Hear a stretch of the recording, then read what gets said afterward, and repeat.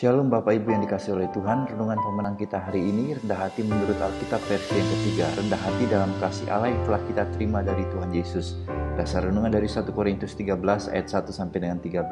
Inti renungan kita hari ini hanya orang yang rendah hati yang mampu melihat sesamanya sama seperti Kristus mengasihi dirinya dan yang dapat mengobarkan semangat untuk bertumbuh dan membangun di dalam Kristus.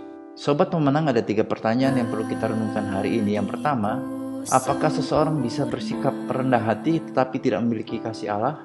Lalu yang kedua, apakah kerendahan hati kita dibangun dalam kasih Kristus? Dan yang ketiga, apakah kaitan antara rendah hati dengan kasih yang berasal dari Bapa?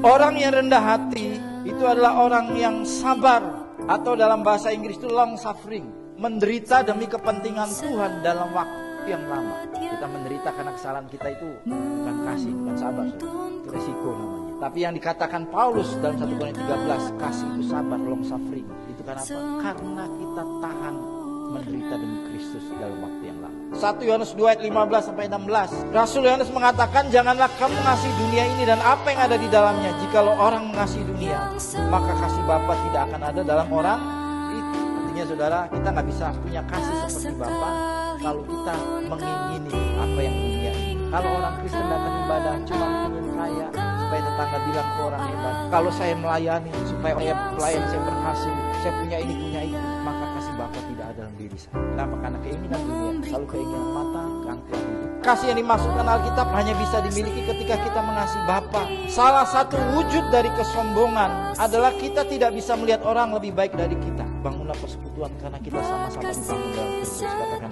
kasih yang dimaksudkan Alkitabnya kasih yang sama seperti Kristus. Bentuk kerendahan hati dalam Kristuslah kita peduli terhadap keselamatan sesama. Hanya orang yang rendah hati yang bisa melihat sesamanya seperti Tuhan melihat sesama. Kalau orang lain berdosa, saudara gak usah hakimi. Orang lain kurang, saudara gak usah hakimi. Belajar melihat seperti Tuhan melihat orang itu. Itu ciri orang yang rendah hati. Dan ini beda dengan rendah hati ajaran agama lain. Kristen mengajarkan rendah hati sama seperti Yesus. Katakan amin. Sobat pemenang, mengikuti dan meneladani ajaran Tuhan Yesus Kristus untuk berdoa dengan tidak jemu-jemu. Mari kita responi renungan hari ini dengan berdoa. Bapa, ajar aku untuk selalu rendah hati mengasihi sesamaku sama seperti Engkau telah merendahkan dirimu untuk mengasihi aku. Lalu pokok doa syafaat kita hari ini berdoa bagi gembala dan keluarga gembala serta pemimpin rohani yang ada dalam gereja kita masing-masing agar Tuhan melengkapi dan meneguhkan pelayanan mereka. Salam pemenang dalam Kristus, Tuhan memberkati.